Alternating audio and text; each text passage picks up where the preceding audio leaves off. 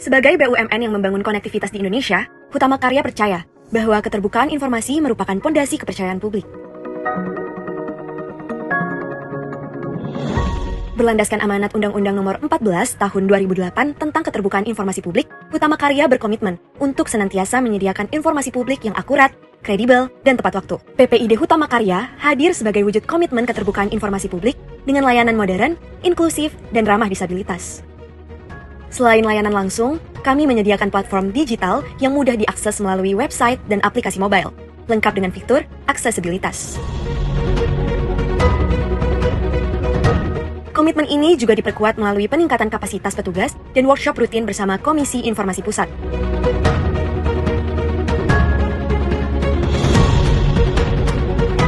Setiap senyum dan ucapan terima kasih dari masyarakat menjadi semangat kami untuk terus hadir sebagai jembatan informasi. Bagi kami, transparansi bukan sekedar kewajiban, melainkan komitmen untuk Indonesia yang lebih baik. Inovasi untuk solusi. Assalamualaikum warahmatullahi wabarakatuh. Perkenalkan, saya Novifa Rizky, mahasiswa akuntansi kelas siang. Perkenalkan, saya terdiri dari kelas akuntansi siang. Baik, Tugas ini kami kerjakan untuk memenuhi tugas akhir ibadah kuliah akuntansi manajemen. dan dari video. Sebelum saya membahas tentang base scorecard dari PT Hutama Karya Persero, saya akan membahas tentang sejarah dan visi misi serta profil dari perusahaan. PT Hutama Karya Persero merupakan BUMN atau badan usaha milik negara yang bergerak di bidang konstruksi, pengembangan infrastruktur, dan investasi. Nah, perusahaan ini memiliki peran yang strategis dalam pembangunan nasional, khususnya dalam pengembangan jalan tol, jembatan, gedung, dan proyek infrastruktur dalam skala besar. PT Hutama sendiri didirikan pada tahun 1960. Adapun profil perusahaan, yaitu pertama, visi dari PT Hutama Karya adalah Indonesian Most Scalable Infrastructure Developer, yaitu pengembang infrastruktur paling bernilai atau termuka di Indonesia. Terus terkait misi Hutama Karya terdiri dari 3. Yang pertama ada menyukseskan mandat pemerintah dalam pembangunan jalan tol Trans Sumatera. Yang kedua ada mengembangkan multi bisnis berbasis infrastruktur, dan yang ketiga ada meningkatkan kapasitas dan kapabilitas perusahaan. Baik, adapun anak dari perusahaan dan afiliasi PT Hutama bisa dilihat dari slide yang saya tampilkan. Baik, saya akan membacakan struktural organisasi. Yang pertama itu tersusun dari Direktorat Utama, terus disusul oleh Wakil Direktorat Utama, dan terbagi menjadi Direktorat Keuangan yang terdiri dari 2 divisi, yaitu Divisi Corporate Planning dan Divisi Akuntansi dan Keuangan. Yang kedua ada Direktorat Operasi 2 yang terdiri dari 2 divisi juga, yaitu Divisi Sipil Umum dan Divisi Engineering. Ketiga ada Direktorat Operasi 2 yang disusun juga oleh 2 divisi, yang pertama Divisi Gedung dan yang kedua Divisi EFC. Terus yang selanjutnya ada Direktorat Operasi 3 yang terdiri dari 3 divisi. Yang pertama ada Divisi Perencanaan Jalan Tol, yang kedua ada Divisi Pembangunan Jalan Tol, dan yang ketiga ada Divisi Operasi dan Pemeliharaan Jalan Tol. Selanjutnya ada Direktorat Manajemen Risiko yang terdiri dari Divisi Pengelolaan Risiko dan Divisi Sistem dan Kepatuhan. Dan yang terakhir ada Direktorat dari Human Capital dan Legal yang terdiri dari Divisi Human Capital dan Divisi Legal. Baik, saya akan menjelaskan pengertian dari base scorecard. Base scorecard ialah suatu alat manajemen kinerja strategis yang digunakan untuk mengukur keberhasilan organisasi, tidak hanya dari sisi keuangannya, tetapi juga dari aspek non-keuangan.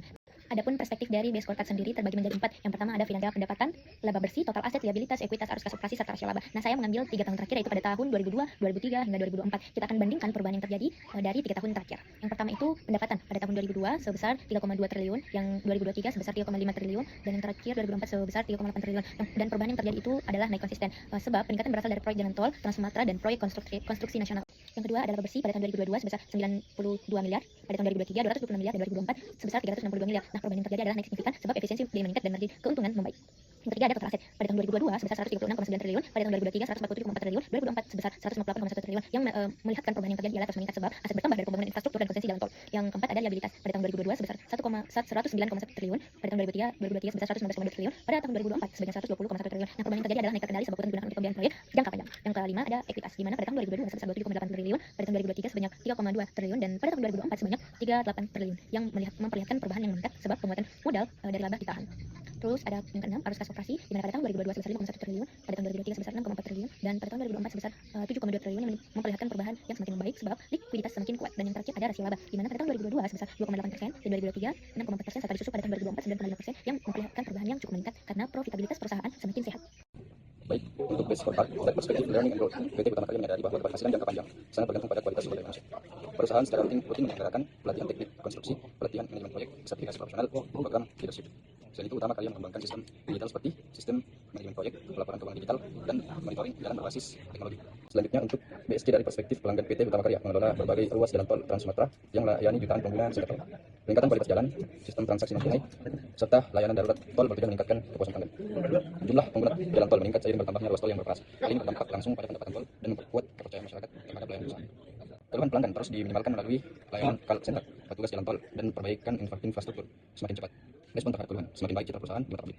Dari sisi investor dan pemerintah, Hutama Karya dinilai sebagai mitra strategis dari pembangunan nasional. Hal ini memperkuat reputasi perusahaan sebagai BUMN infrastruktur terpercaya dengan tujuan dan indikator utama sebagai berikut, yaitu meningkatkan kepuasan pengguna jalan tol, menjaga kepercayaan pemerintah dan mitra proyek, memperkuat citra perusahaan sebagai pengembang infrastruktur nasional, dan menarik investor dan pengguna jasa baru. Indikator utama, tingkat kepuasan pengguna jalan tol, jumlah keluhan pelanggan, foto respon pelayanan, pertumbuhan terima lalu lintas.